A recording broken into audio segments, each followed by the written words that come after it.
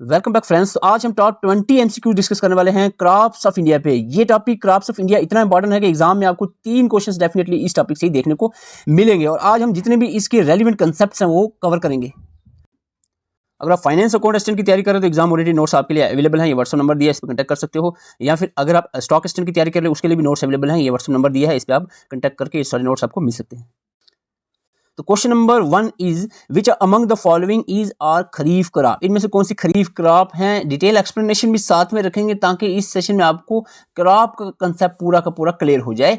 तो खरीफ क्रॉप्स की एग्जांपल्स पूछी जा रही हैं यहाँ पर। आपको यहाँ पर बताना है मेज, राइस, ग्रोनट, कॉटन कौन सी खरीफ क्रॉप है। तो इसका राइट आंसर रहेगा 1, 2, 3 एंड 4। ये चारों की चारों जो है वो खरीफ क्रॉप से, आंसर डी रहेगा। ओके, थोड़ा सा मैं नजर डालूंगा यहाँ पर खरीफ क्रॉप्स की एग्जांपल्स में जो आपको एकदम से याद करनी है, एकदम से जल्दी से। खरीफ क्रॉप्स राइस, मेज, जैसे मैन 3 सीरियल्स होते हैं, राइस, मेज, वीट। वीट नहीं, यहाँ वीट रबी है, बाकी दोनों राइस, मेज जो है वो खरीफ है।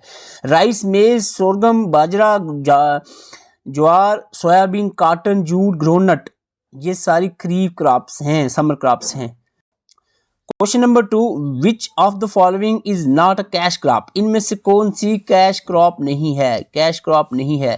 तो इनमें से कैश क्रॉप जो है जूट, ग्राउंडनट, ये कैश क्रॉप है। ज्वार जो है it is not cash crop. तो मैं यहाँ से जल्दी से आपको बता देता हूँ कैश क्रॉप्स क्या होती हैं।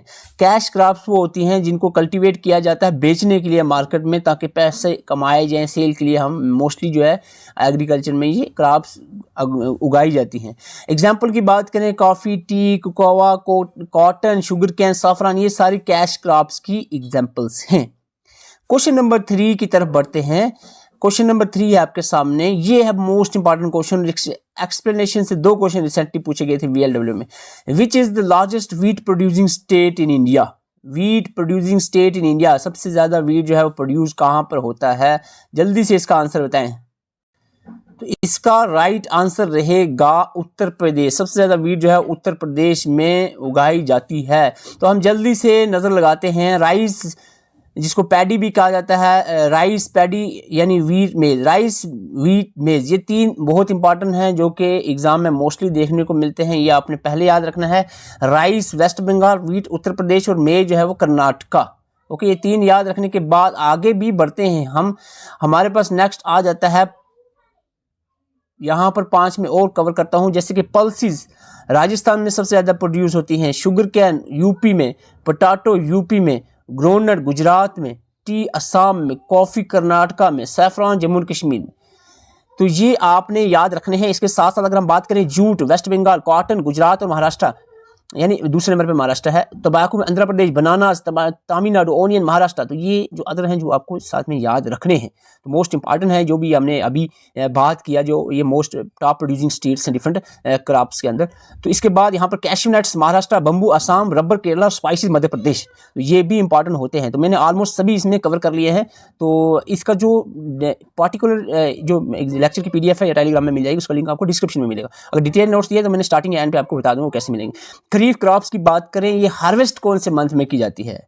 खरीफ क्रॉप जो समर क्रॉप्स हैं, मॉनसून के सीजन स्टार्ट होते ही इसको बीजा जाता है और जब मॉनसून खत्म होता है ऑटम सीजन में इसको हार्वेस्ट किया जाता है। तो खरीफ क्रॉप सितंबर अक्टूबर में हार्वेस्ट की जाती है। जून जुलाई में इसको बीजा जाता है और सितंबर अक्टूबर में हार्वेस्ट किया जाता है। क्रॉपिंग सीजन की बात करें, खरीफ, राबी और ज़ैद 3 तरह के क्रॉपिंग सीजन होते हैं।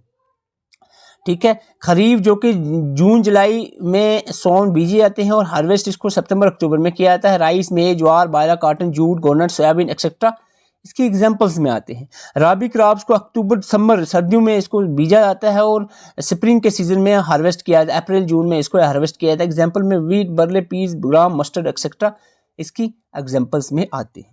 ज़ैद क्रॉप जो कि बीजी जाती है जो मिड सीजन में, जो राबी और खरीफ के दरमियान बीजी जाती है। इसमें seasonal fruit, watermelon, musk melon, cucumber, vegetable, fodder crops etcetera ये इसकी एग्जांपल्स में आते हैं।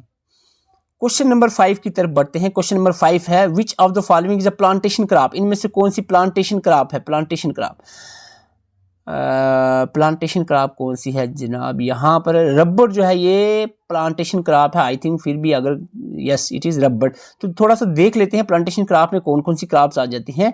Followings are the example of plantation crop, जैसे कि tea, coffee, rubber, cocoa, coconut, arecanut oil, palm रेया, कैशू, ये जो एग्जांपल्स हैं ये किसके हैं? प्लांटेशन क्रॉप्स की एग्जांपल्स हैं, ये आपने याद रखनी। Silver fibre revolution, very important question. Silver fibre revolution is associated with, जो सिल्वर फाइबर रेवोल्यूशन है this is associated with the cotton. Okay, very good, cotton. तो थोड़ा सा रेवोल्यूशन पे मैं सोचता हूँ कि बात की जाए जल्दी से। ब्लैक रेवोल्यूशन पेट्रोलियम से रिलेट करता है, ब्लू रेवोल्यूशन फिश प्रोडक्शन से, व्हाइट रेवोल्यूशन डायरी और मिल्क प्रोडक्शन से, येलो रेवोल्यूशन ऑयल सीड से, येलो रेवोल्यूशन ऑयल सीड से, ध्यान से याद रखना। ब्राउन रेवोल्यूशन कोकोआ और लेदर से रिलेट करता है। गोल्डन रेवोल्यूशन ओवरऑल हॉर्टिकल्चर और हनी के साथ रिलेट करता है। ग्रीन रेवोल्यूशन एग्रीकल्चर प्रोडक्ट से, ग्रे रेवोल्यूशन जो है फर्टिलाइजर्स, पिंक रेवोल्यूशन जो है मीट एंड पोल्ट्री से रिलेट करता है, सिल्वर रेवोल्यूशन एग प्रोडक्शन से, और जो हमने सिल्वर फाइबर हमने अभी बताया है वो कॉटन से रिलेट करता है, जो अभी आपको मैंने क्वेश्चन में बताया है। क्वेश्चन नंबर 7 की तरफ बढ़ते हैं। Which of one of the following combination is incorrect, इनमें से, अभी देखो हमने थोड़ी देर पहले पढ़ लिया है, देखते हैं आपने ध्यान से पढ़ा कि नहीं पढ़ा। अब एग्जाम्पल में बताना है कौन सी एग्जाम्पल इनकरेक्ट है। खरीफ में राइस मेज करेक्ट है, ओके। राबी क्रॉप में वीट मस्टर्ड करेक्ट है। जैद क्रॉप की बात कॉटन शुगर केन गलत है। कॉटन जो है ये एक खरीफ क्रॉप है, तो यहीं से आंसर मिल जाता है आपको, सी आंसर रहेगा। ओके, क्वेश्चन नंबर 8 की तरफ बढ़ते हैं। Who is known as the father of a Indian revolution, Indian revolution के फादर किनको माना जाता है? Indian revolution, father of Indian green revolution in India, sorry, green revolution father India में किसको माना जाता है? एम एस स्वामीनाथन को माना जाता है father of Indian green revolution. तो यहाँ पर मैं बात करूँगा ग्रीन रेवोल्यूशन की। ग्रीन रेवोल्यूशन की थोड़ी सी बात कर लेंगे हम। Great increase in the production of food grains के लिए ये लाया गया था 1960s के दौर में ग्रीन रेवोल्यूशन को, स्पेशली वीट और राइस की प्रोडक्शन को इम्प्रूव करने के लिए। और किस तरह से? By using HYVS high yielding variety seed जो है इस्तेमाल करके, इसकी वैरायटीज और डिफरेंट टेक्नोलॉजी का इस्तेमाल करके जो क्रॉप से इनको इंक्रीज कराया गया, इनकी प्रोडक्शन को। थोड़ा सा और देखते हैं। नॉर्मन बोरलॉग को father of green revolution in the world माना जाता है, और जो टर्म ग्रीन रेवोल्यूशन है विलियम गॉड ने दी थी। लेकिन father of green revolution in India की अगर हम बात करें, जो अभी क्वेश्चन मैंने पूछा था वो था मिस्टर स्वामीनाथन को माना जाता है father of green revolution in India. Question number 9, what are the climatic condition required for growing rice. देखो राइस जो है इसको बहुत पानी चाहिए, तो पैडी की जो फील्ड होती है ना क्रॉप, जब राइस लगाते हैं ना पैडी, तो इसमें काफ़ी पानी रखना पड़ता है। तो इसमें पानी और टेम्परेचर भी हाई, क्योंकि समर खरीफ क्रॉप है, टेम्परेचर भी हाई चाहिए। उसका मतलब रेनफॉल और टेम्परेचर दोनों ज़्यादा होने चाहिए। तो यहाँ पर देख सकते हो 70 से 200 सेंटीमीटर रेनफॉल, टेम्परेचर यहाँ से 20 से 27, साइल क्ले, फर्टाइल साइल 50 से 75 टेम्परेचर इतना। तो यहाँ पर देखें नाइट्रोजन रिच साइल, तो सीधा सीधा इसका आंसर क्या बनेगा? जल्दी से बताएं। सल्फर रिच तो नहीं होगा, फर्टाइल क्ले साइल ही, तो आंसर यहाँ पर सीधा ए ही रहेगा। इस क्वेश्चन का आंसर ए ही रहेगा। क्वेश्चन नंबर 10 थोड़ा ध्यान से पढ़ना, ये फाइनेंस अकाउंट असिस्टेंट के जो एग्जाम हुआ था पिछली बार उस पर पूछा गया था। They read the statement, choose the correct option. Statement और करेक्ट ऑप्शन बताएं आप।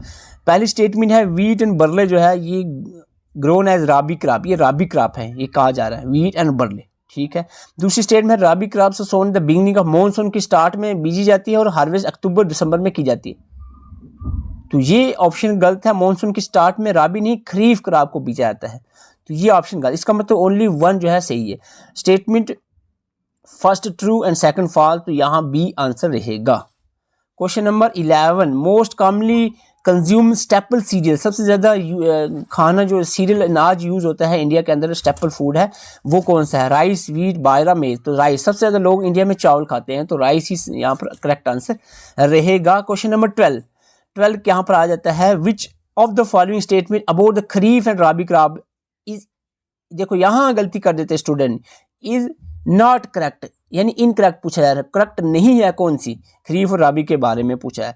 खरीफ season begins with the onset of monsoon season and harvested in the late spring,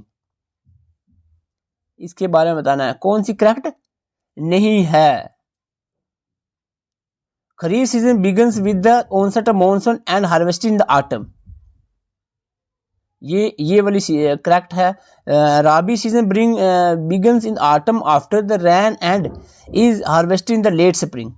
important kharif crops में हमारा आता है मिलेट, जूट खरीफ में, millet, jute, maize and cotton. Important rabi crop में wheat, gram, barley, linseed. ये तो ठीक है। तो इसका मतलब है आंसर जो है ए होना चाहिए मेरे हिसाब से। यस, ए आंसर है, क्योंकि यहाँ पर kharif crop begin on the autumn monsoon ठीक है, लेकिन स्प्रिंग, लेट स्प्रिंग में नहीं, ये ऑटम में ही हार्वेस्ट किया जाता है इसको। तो यहाँ पर गलती हो जाती है इसमें। तो इस तरह के क्वेश्चन पूछे जाते हैं, वो देखो उतना मुश्किल नहीं है, थोड़ा सा ध्यान से अगर आपने पढ़ा है तो आंसर आसानी से निकाल सकते हो। क्वेश्चन 13 यहाँ पर है, slash and burn agriculture is name given to. Slash और बर्न एग्रीकल्चर, स्लैश और बर्न एग्रीकल्चर क्या है? एक प्रोसेस है किसका? Shifting cultivation. शिफ्टिंग कल्टीवेशन को स्लैश एंड बर्न एग्रीकल्चर कहते हैं। थोड़ा सा यहाँ पर देख लो, slash and burn shifting cultivation को जूम कल्टीवेशन या स्लैश एंड बर्न एग्रीकल्चर भी कहा जाता है। ये मोस्टली नॉर्थ ईस्टर्न स्टेट्स जो इंडिया के यहाँ पर परफॉर्म किया जाता है शिफ्टिंग कल्टीवेशन।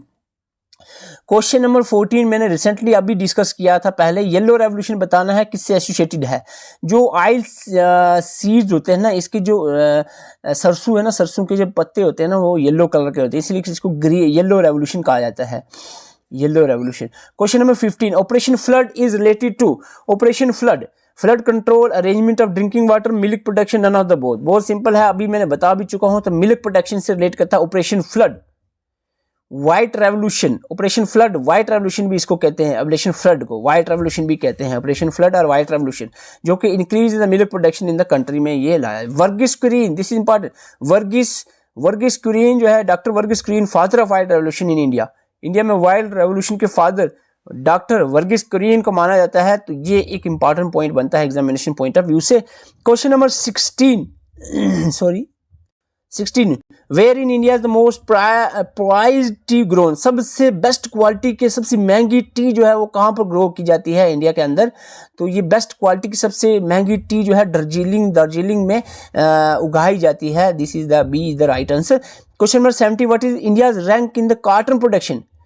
कॉटन प्रोडक्शन में इंडिया का रैंक अगर हम देखें तो इंडिया कॉटन प्रोडक्शन में नंबर 1 पे आता है। इंडिया नंबर 1 है in the cotton production. Question number 18, which of the following state is not top soybean growing state in India. Not top यानी सोयाबीन नहीं जहां प्रोड्यूस होता, टॉप स्टेट्स में नहीं आता। सबसे ज़्यादा सोयाबीन तो हमें पता, आप सबको पता होने चाहिए कहाँ पर होता है।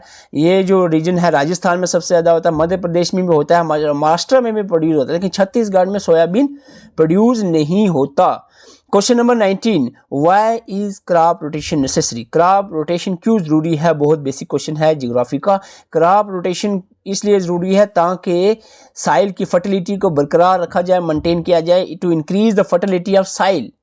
Question number 20, match the following. Simple question है, कंफ्यूज नहीं होना है, सिंपल क्वेश्चन है, जल्दी से वीडियो पॉज करके भी आंसर कर सकते हैं आप। लार्जेस्ट लीची प्रोड्यूसिंग स्टेट इन इंडिया।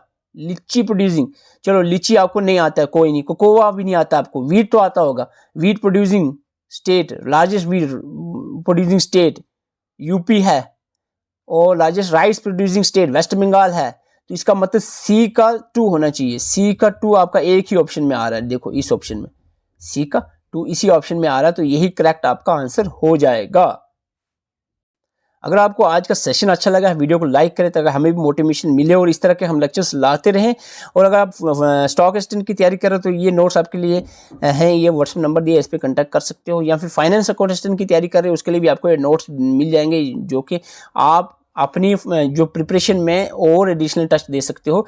अगर आप मॉक टेस्ट अटेम्प्ट करना चाह रहे हो तो उसका लिंक आपको डिस्क्रिप्शन और कमेंट बॉक्स में मिल जाएगा। Thank you for watching.